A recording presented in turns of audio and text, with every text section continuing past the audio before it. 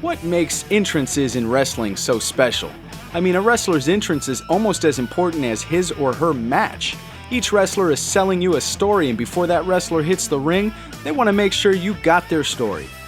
Entrances may have started out simple, but boy have they become larger-than-life events, complete with custom lighting, fog, pyro, and props. So today we're going to talk about wrestling entrances.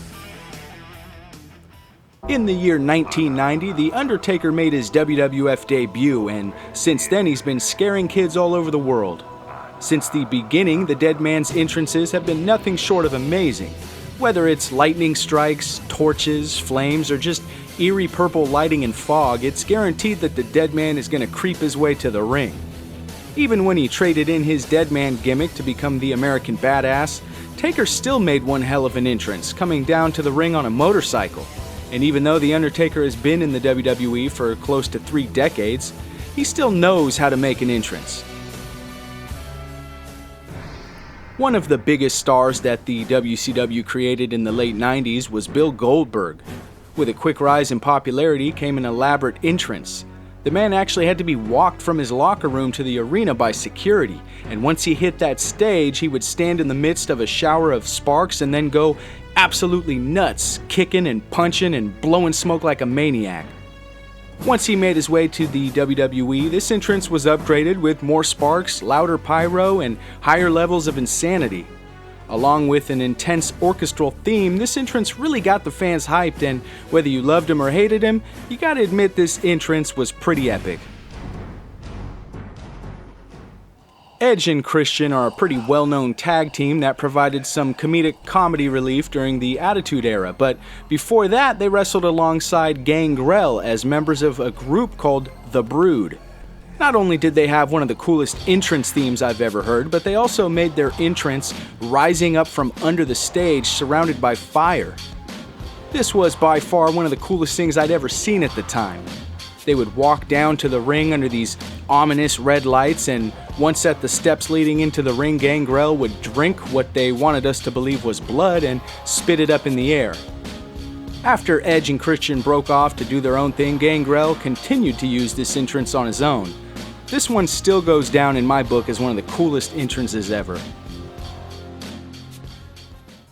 Chris Jericho had a very basic entrance during his WCW career, so when he debuted in the WWF as Y2J, it was extremely exciting to see this great big production that they put on for him. From the countdown on the Titantron to the lights going out and the pyro explosions, followed by him appearing on stage when the lights came back on, it was just so grand. I mean, we'd seen these types of things in an entrance before, but never really all together at the same time. It really set the bar a lot higher for entrances at the time. Throughout the years, his entrance got not only bigger and grander, but got more pyro, remixed music, and new Titantron videos, and even a jacket with lights on it. Entrances like this may be the norm these days, but in 1999 they were just plain impressive. Bray Wyatt has one of those ingenious characters that only comes along every so often. Honestly, I just didn't expect that boring old Husky Harris could break out of his shell like he did. With a personality as strong as his and a creepy factor that seems to keep growing, it's only right that his entrance be a high-quality production. Armed with a lantern to light his path, Bray makes his way to the ring amongst thousands of lights from the WWE Universe as they quietly observe his creepy entrance while his slow, subtle music only adds to the experience. Definitely one of the coolest entrances of all time. Glacier may have not worked out the way WCW had intended, but you can't say they didn't try. Loosely based on Mortal Kombat's Sub-Zero character, Glacier made his way to the ring under blue lighting and lasers draped in custom-made armor. To top things off, synthetic snow would fall from the rafters while Glacier showed off his martial arts abilities in the ring under a spotlight. This was not only one of the longest entrances in WCW, but also one of the most expensive, with a production cost reaching almost $500,000 in just a few years, including $35,000 just for the custom-made armor that he wore to the ring. His character didn't really win over any fans, and eventually he kind of faded away, but I'll always remember his entrance as it was definitely a great show. Stone Cold Steve Austin had one of the best entrances of all time, for many reasons, but the most notable is probably this. When that glass would break, the fans would absolutely lose it. Hell, I'd be at home on my couch and I'd jump 4 feet in the air when I heard his theme hit. He was a man on a mission. I mean, he didn't just walk to the ring, he marched down that ramp, talking smack all the way there. His double bird taunt on all 4 turnbuckles is now legendary, and his intensity could be felt all the way through my CRT television.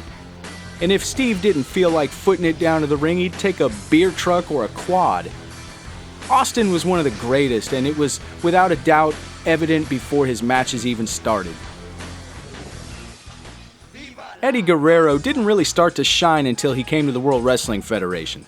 Sure, he got his feet wet in New Japan and ECW and made a name for himself in WCW, but it was the WWF that really pushed him to the next level.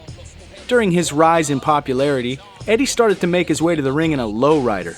And not just one lowrider, but a new lowrider every night. No matter what I was doing, when I would hear his music hit, I would always stop to check out the car that he was driving. The thing is, this wasn't just a character that Eddie was playing, this was a lifestyle. He was very passionate about cars, and it definitely showed in his entrance.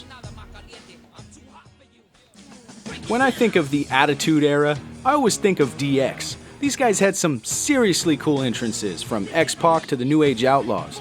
But the original Triple H and Shawn Michaels entrances were what started it all. From the second the line hit, "Are you ready?"